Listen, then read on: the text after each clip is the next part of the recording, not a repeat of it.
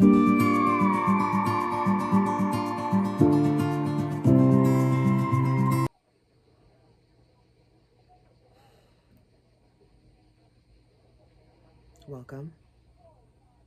my friend and fellow seekers. Seekers as in seeking for a deeper meaning to life, a deeper understanding of the nature of existence, and a deeper acceptance of the now and the journey that we came here to have. How we started on our journey is unique to each of us. But the one thing that is shared is the searching for a deeper meaning in this existence that we call life. Everyone else chooses the path that is clearly, obviously, everywhere to see in this physical environment that we find ourselves in.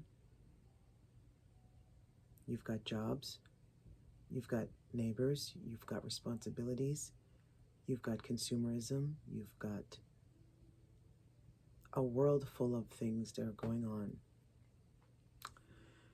to pull at your attention and to fight over your attention. And in essence, these things are a part of the play. Each one of us has free will, and we use this free will with every decision, everything we do, we don't do, we say, we don't say. The deeper meaning behind all of this is that the reality that we are currently experiencing, that I am currently experiencing, may seem to be fraught with so many problems that need solving, so many issues that require addressing. But just take a moment and think.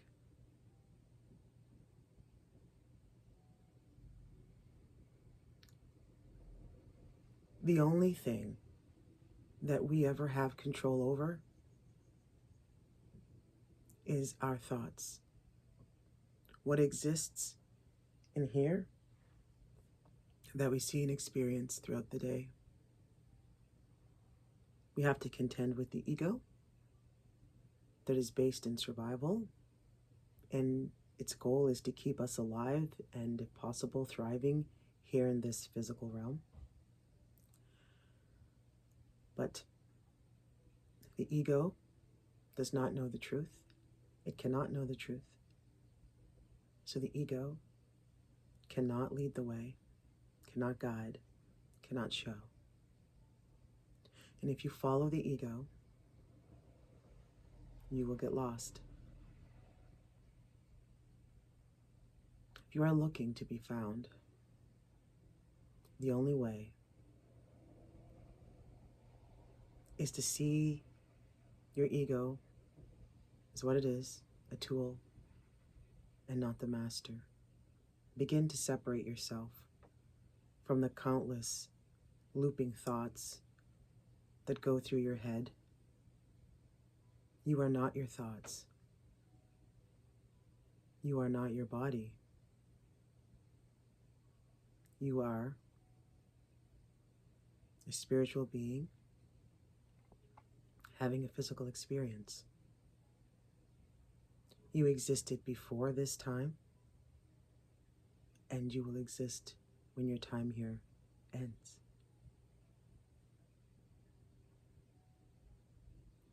Now for me, this journey has had a lot of ups and downs. And I will not say that choosing to go the spiritual path or not choosing? What if it's just necessary for you to do so? It's the only thing left. It's not an easy path to take. And it's not an easy path to take because most of us take it alone.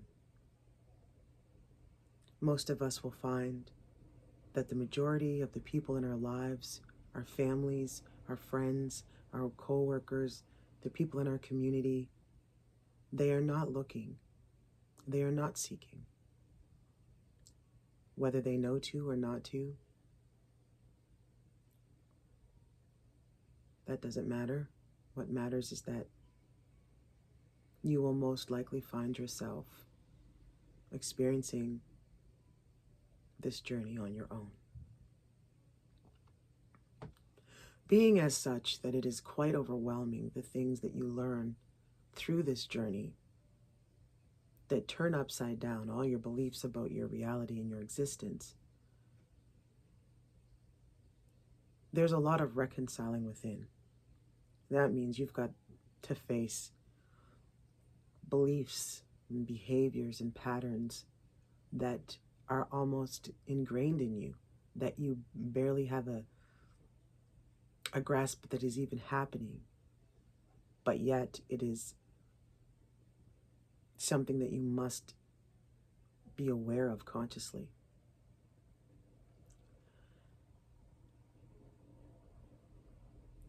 How do you deal with the loneliness? How do you deal with not having anybody to bounce off your experiences with, to reassure you that it's all okay and that you will be okay in the end, even if what you're experiencing right now might be the dark night of the soul?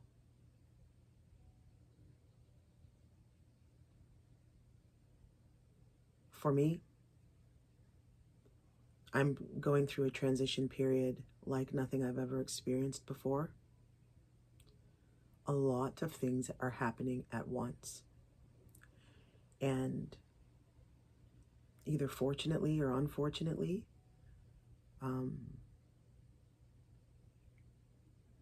there was a culmination where I just couldn't move forward. I was basically overwhelmed by my physical body and my trauma. And it wanted at this time to be addressed. It wanted to be acknowledged, and it wanted to be released. This ended up with a lot of stimulation, a lot of internal mental stimulation, like I said, of ruminating thoughts, of circulating thoughts that appeared to be out of my control. And they were not pleasant, they were not empowering, they were very fearful, they were very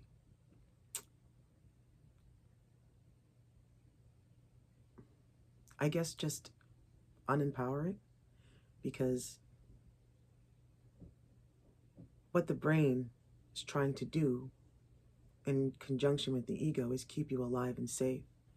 But the ego doesn't know the truth, and so it tries to speculate. It tries to create and fabricate scenarios, outcomes, even what others are thinking about you or feeling about you. And it convinces you that these things are real.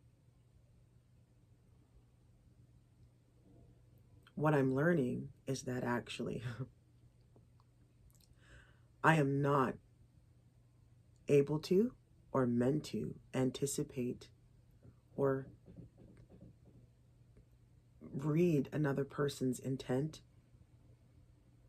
feelings, thoughts, actions, because that is beyond my control. And control has been a very pivotal issue in my journey with the victim archetype. Because the one thing that we feel like we do not have is control, and we don't feel safe and secure. And so whether we realize it or not, we develop a lot of coping mechanisms and behaviors that are controlling, even if it is only controlling of ourselves and our environment, but it could also extend to controlling that of those near us, whether it's our family member, our children, our coworkers, our neighbors, what have you. But this is fruitless, and it is hopeless, and it is such a waste of energy, because you cannot control anybody's actions or thoughts. They will only ever do what they want to do, because that is the power of free will. Free will make it so that you cannot see or control anything. Living life minute by minute is basically unknown, and it is unknown for a reason. We aren't supposed to know what is going to happen, and we cannot know because each of us has a choice and choices, like I said. And so, the only thing that you ever really truly can control, which is what I've had to come to face through my, what I'm going to call episode, because let me share with you that my situation got so out of control. I was racked with anxiety and panic attacks so many times a day that I was literally unable to function. It got to the point where I was unable to leave my room, unable to watch a television program, unable to have a conversation, unable to go outside, unable to eat food, to drink tea. I was unable to sleep. This was consuming every aspect of my being. This fear of not having control of the things around me.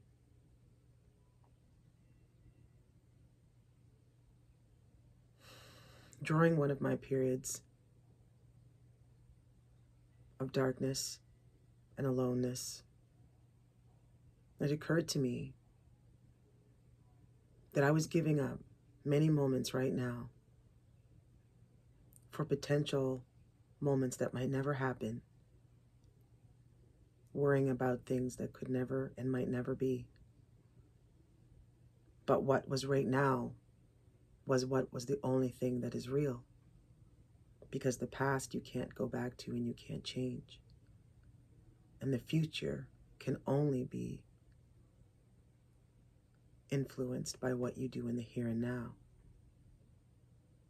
So then the here and the now is where the power lies.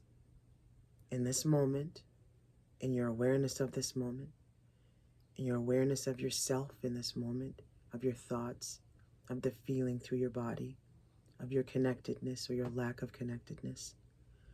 The power to fix, to adjust is yours. The power of focus is your biggest tool. And if you don't control it, then it can run away and focus on things that will take you far away from what you want to be doing and feeling. But if you can focus on the things that you can control right now, and sometimes that's just breathing. And maybe that's all you can do to get through the moment. And that's perfectly acceptable. That's beautifully fine.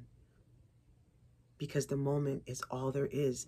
And if you can connect to yourself and find peace in a moment, if you can learn to let go of what's going on outside of you and only listen to what's going on inside, you can find peace in the moment.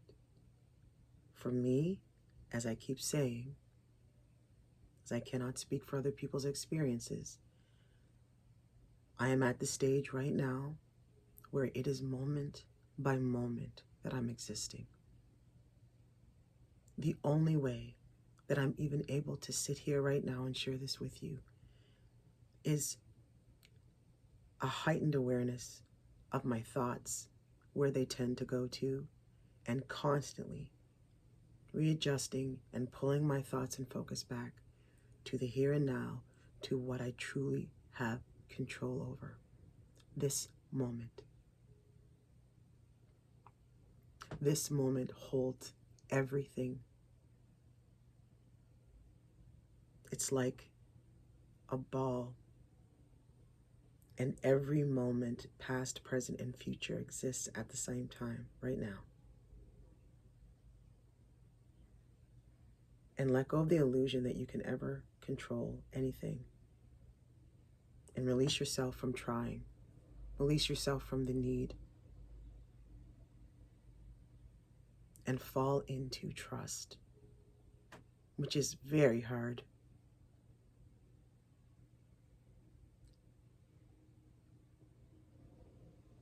Whether you identify as the victim archetype or it's just a small part of your journey, because we all are victims of an external situation at some point. We don't all carry it around as a personality. Some of us do, most of us don't. But if you're facing that aspect of yourself,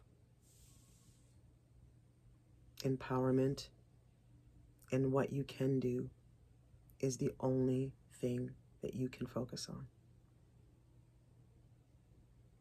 Knowing that you choose to came here to have this physical experience, you chose your life, you knew that certain events would happen, but you knew the rest was sort of up to whatever, like no guarantees because of free will. But you came here for a reason. And that reason was to grow and to evolve. But it was also, for some of us on a journey, to help others. Sometimes we have to suffer deeply in order to understand how important it is to have compassion and empathy and kindness for others. And I believe that that only can come through when you've realized just how important it is to have that for yourself, that compassion and that empathy and that kindness. And you forgive yourself for your mistakes. You forgive yourself for the things you didn't know. But you move forward with faith that the journey you chose, the path that you are on, is the right one, and that everything will work out in the end. Because we all return to where we came from. We don't disappear. And knowing this, believing in this, this experience is the hardest thing that we will ever know. This earthly, physical incarnation that we are having is the most challenging to experience for all spiritual beings. And we were brave enough and loving enough, confident enough that we could do this. And though the veil of forgetting is a part of the process, there are ways to break through. There are ways to connect. It's always happened, and it will continue to happen for people. That glimpse of the before time, an understanding of the nature of existence itself, to be able to see the patterns and the designs and know that it's all for and part of a great plan. But it's a plan specifically just for us to grow in love to ourselves and one another.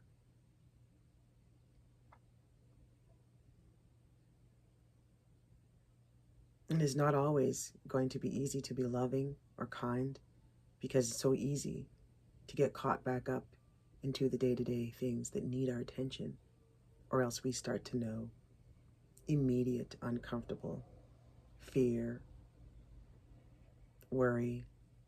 We could lose our jobs. We don't get our bills paid. How do we have food? Our children, our standing in the community can easily override and take over again.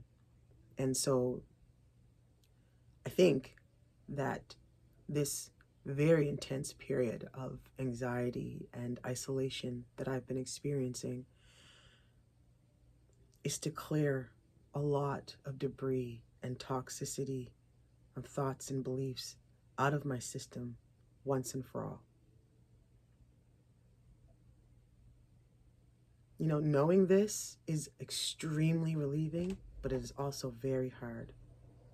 This has been a very hard process of dealing with the pain body, wanting to escape, wanting nothing but relief, and hiding from life, hiding from everything, my duties, my responsibility, the future. And it got so bad, I began to lose weight.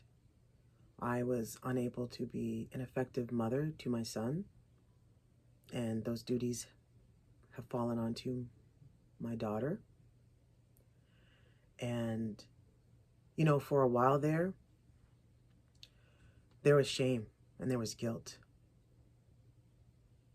But something inside me told me that what I was experiencing, this overwhelming inability to move forward and function, I needed to reach out for help. It's not an easy thing to do, to admit when you come across as somebody who always has the answers or knows what's to do. But I did not know what to do, and I did not have the answers, and it didn't look good, and I didn't feel good, and I thought, I can't go on like this.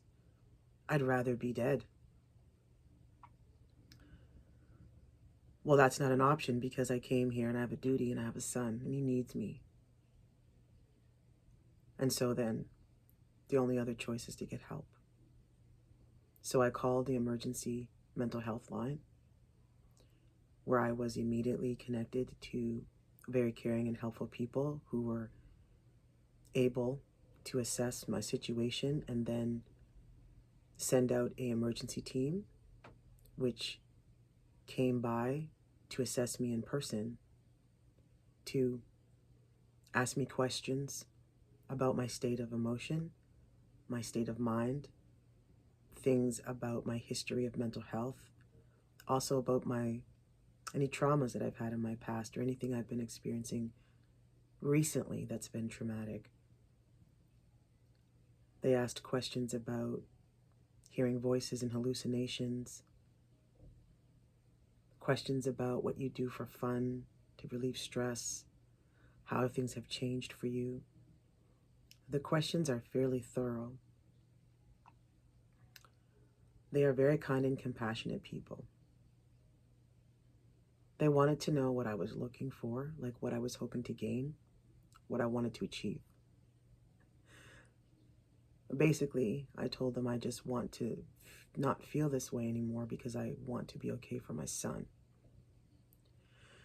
And I guess that's good enough, but I don't think that as I've been spending more time internally reflecting, that is great, but it's not enough.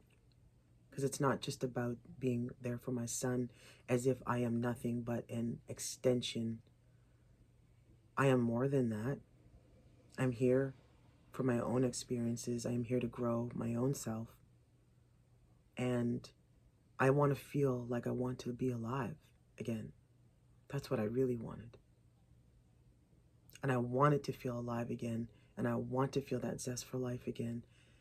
And I want to feel connected and that there's meaning in life and that I have a purpose for my son so that I can enhance his experience.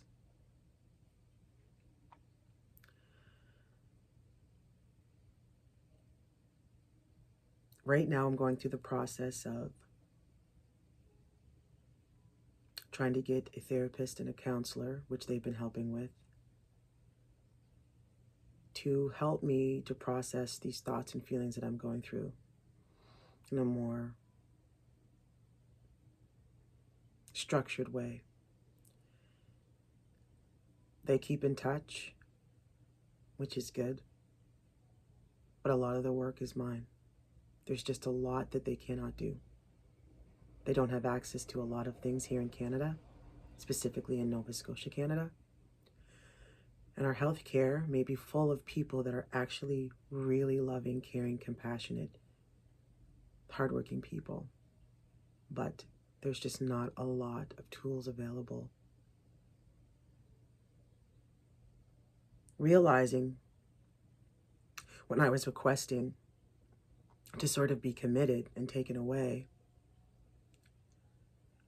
because what I wanted was to escape the feelings. I just wanted to not be where I thought my problems were coming from. But since those first initial meetings, I've started to realize that the problems are inside of me. They're in my head. And it doesn't matter where I go, how far, it's still with me, because it's a way that I have learned to think and see that is wrong, that is leading me to the way I feel. And the only true healing is when I can acknowledge that and then find better ways to replace that, or better things to replace that with, ways of being, ways of thinking.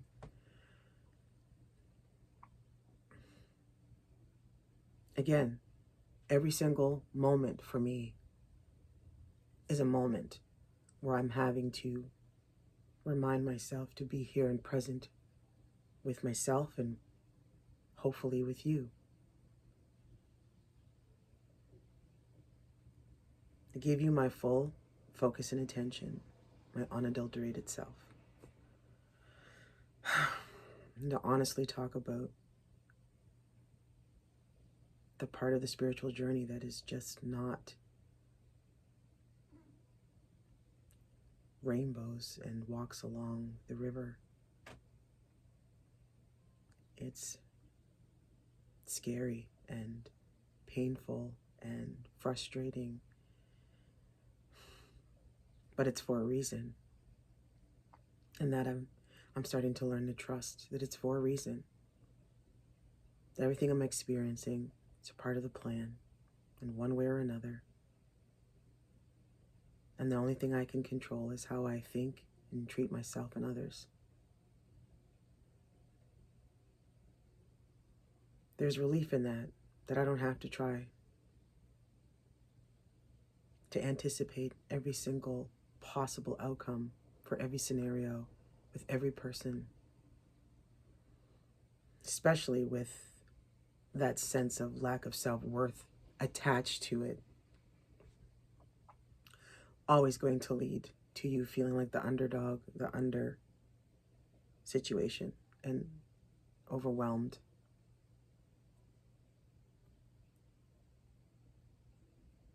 Clearly, this is an ongoing process that is not going to be over anytime soon. I have a road ahead of me, a process, a journey, and I will have, I'm sure, more days that are good like this, but I also probably will most likely have days like yesterday when I can't get out of bed for the thoughts in my head that just feel so real through my body. But I know that this is time to spend meditating and focusing and thinking and remembering and connecting. That's what this is happening for, and that's what it wants me to do. So if this is happening to you, if you are going through a dark night of the soul, as much as you want to run from it, and oh my goodness, my friend, I cannot tell you how much I understand the desire to escape the suffering, the pain, and the uncomfortableness of this experience. But I want to reassure you, my sweet friend, that you can not only endure this, but that this is good for you, to give yourself into the process, to do what you are being asked to do, and have faith in yourself that you will be okay and that everything will be okay in the end.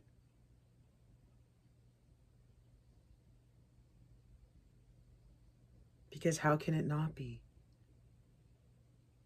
These small petty things that we entrench our things into, our beliefs, our futures, our feelings.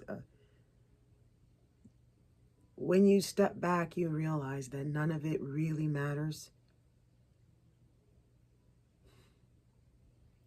It's just the show, and what matters is how we treat others while we're here, regardless of what's going on, no matter how bad it is. You know, I'm not a born-again Christian. I'm not a Christian in any sense. I'm actually not religious. But I did come from a very religious household with a very religious upbringing.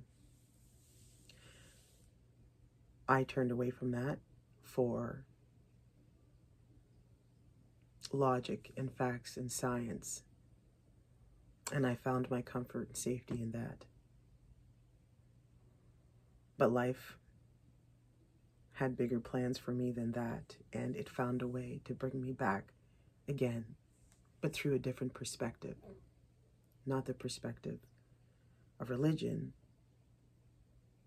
of rituals and expectations and dogma, no. But choice, the freedom to choose. The freedom to seek if you want to know more about the nature of being. And maybe you can have just as good a life by never doing that. I don't really think that happens for a lot of people, but what I think about other people doesn't matter. Only what I think about myself. So if you are experiencing a hard time and you are alone, wherever you are, if you have access, I recommend that you don't try to go through this by yourself.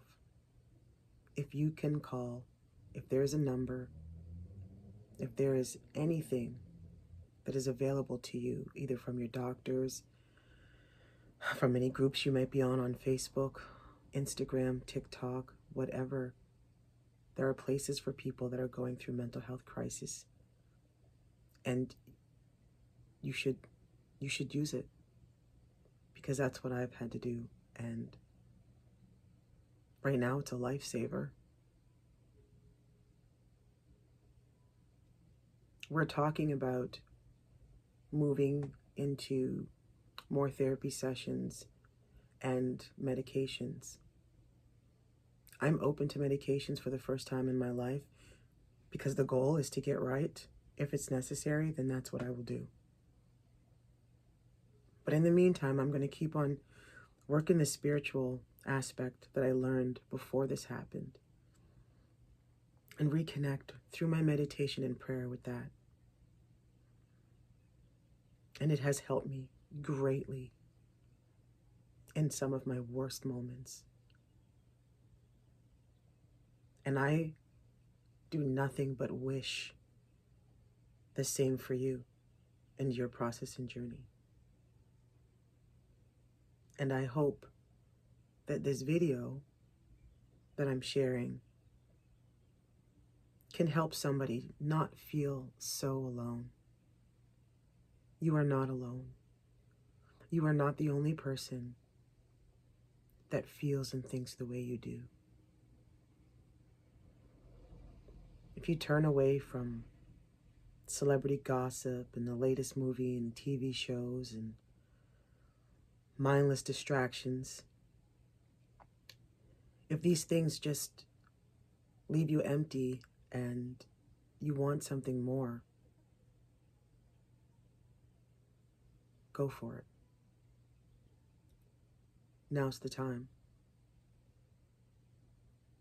Because it starts with you and only you. When you start to realize, and don't feel hopeless that you can't affect change, because as I'm learning right now, the biggest change that you can affect is the change within yourself. And that changes your whole world and your whole reality. So don't give up on yourself. Pray and meditate, whether it's to your higher self, your guides, the angels, whatever you believe, whatever gives you strength. It matters and it counts and it's real.